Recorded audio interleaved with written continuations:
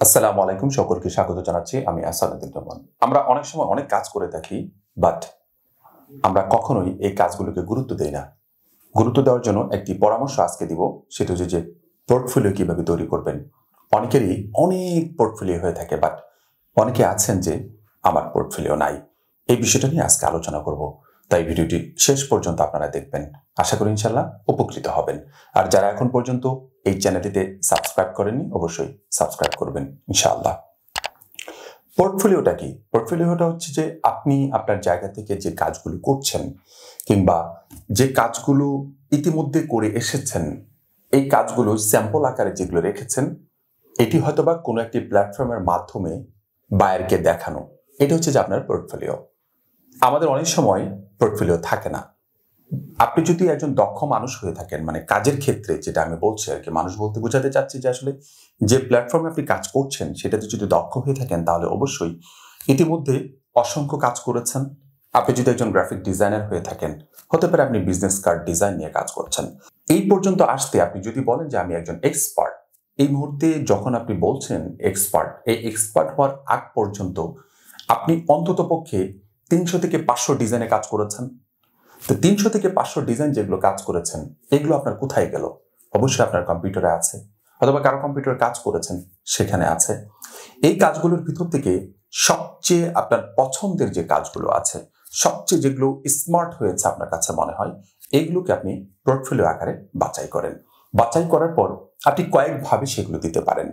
সেটা আপনার গুগল ড্রাইভের মাধ্যমে আপনি সেভ রাখতে পারেন। কোনো ক্লায়েন্টকে আপনি ডিরেক্ট ওই লিঙ্কটা দিতে পারেন যে তুমি আমার কাজের স্যাম্পলগুলো, আমার পোর্টফোলিওগুলো সেখানে দেখতে পারো। হতে পারে আপনি বিহান্সে দিতে পারেন, হতে পারে আপনি ড্রিভেলে দিতে পারেন, হতে পারে আপনি ফ্লিকারে রাখতে পারেন। মানে অসংখ্য প্ল্যাটফর্ম আছে যেগুলোতে আপনি দিতে পারেন। অথবা আপনার ব্র্যান্ডিং এর উপরে যে আপনার সোশ্যাল মিডিয়াগুলো আছে, সেই সোশ্যাল মিডিয়াগুলোতে আপনি এগুলোকে পোস্ট করে রাখতে পারেন। পোস্ট করে রাখলে সুবিধাটা কি হবে? ক্লায়েন্টকে ডিরেক্ট ওই সোশ্যাল মিডিয়ার লিঙ্কটা দিয়ে দিলে সে কিন্তু আপনার কাজগুলো দেখতে পারবে। অথবা আপনার গুগল ড্রাইভের লিঙ্কটা দিলে আপনাকে দেখতে পারবে, আপনার কাজগুলোকে দেখতে পারবে।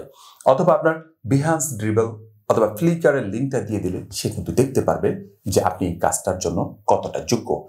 পূর্বে আপনি কিরকম কাজ করেছেন, আপনার কাজের এক্সপিরিয়েন্স বর্তমানে কিরকম, আপনার কাজ দেখলে কিন্তু সে বুঝে দিতে পারবে। এই জন্য আমি আপনাদেরকে রিকোয়েস্ট করব, এতদিন পর্যন্ত যতগুলো কাজ করেছেন নিজের জায়গাতে অথবা কোনো প্রতিষ্ঠানে করেছেন, যদি প্রতিষ্ঠানে করে থাকেন তাহলে অবশ্যই প্রতিষ্ঠানের অনুমতি নিয়ে সেই ফাইলগুলো দেওয়ার চেষ্টা করবেন।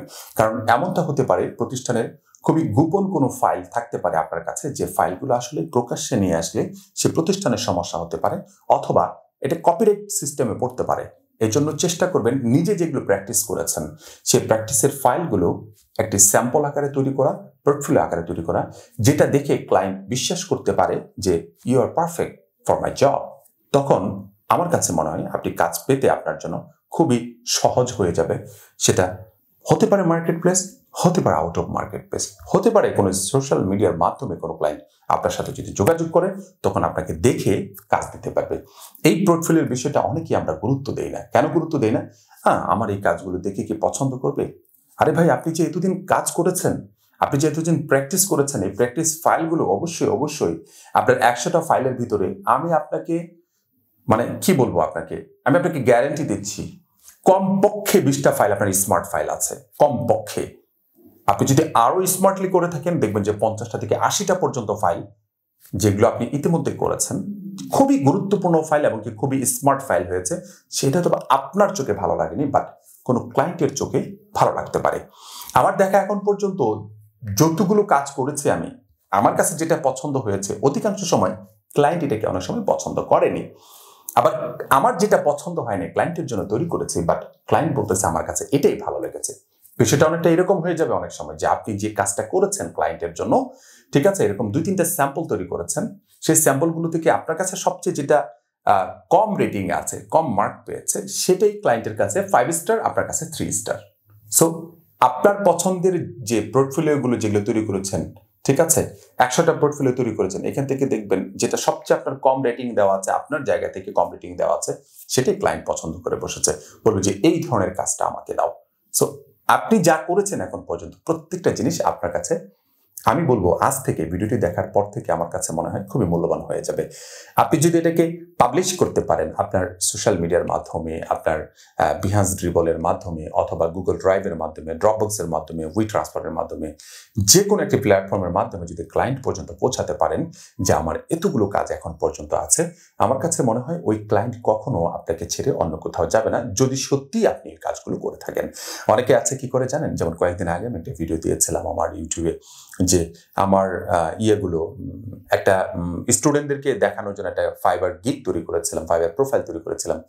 একজন আল্লাহর বান্দা একবারে হুবহু কপি করে নিয়ে সেটা দিয়েছে এবং সে আমাকে মেসেজও করেছে, ভাই আপনাকে অসংখ্য ধন্যবাদ যে আপনি এই ভিডিওটা দেওয়ার পরে আমার ওই গিগগুলো ক্লিক ভিউ ইমপ্রেশন অনেক বেড়ে গিয়েছে।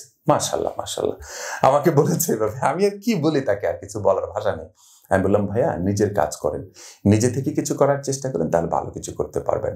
সর্বশেষ একটি কথা বলে রাখবো আপনাদেরকে, কারো জিনিস কখনো কপি করার চেষ্টা করবেন না।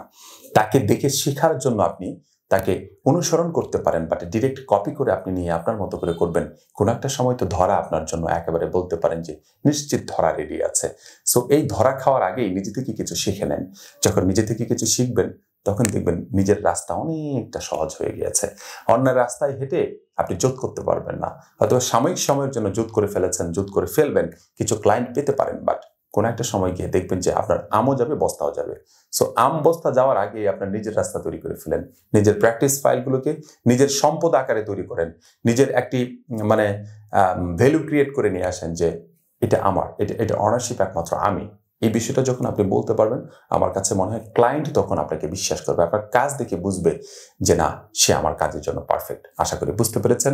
অবশ্যই প্রত্যেকটা কাজ, প্রত্যেকটা সময়কে যদি মূল্যায়ন করে যদি আপনি কাজ করতে পারেন, আমার কাছে মনে হয় আপনিও একদিন সফল ফ্রিল্যান্সার হতে পারবেন। পোর্টফোলিও রেডি করেন আজ থেকেই। আশা করি ইনশাআল্লাহ বুঝতে পেরেছেন। সবাই ভালো থাকবেন, সুস্থ থাকবেন। ধন্যবাদ সবাইকে। আসসালামু আলাইকুম ওয়া রাহমাতুল্লাহি ওয়া বারাকাতুহু।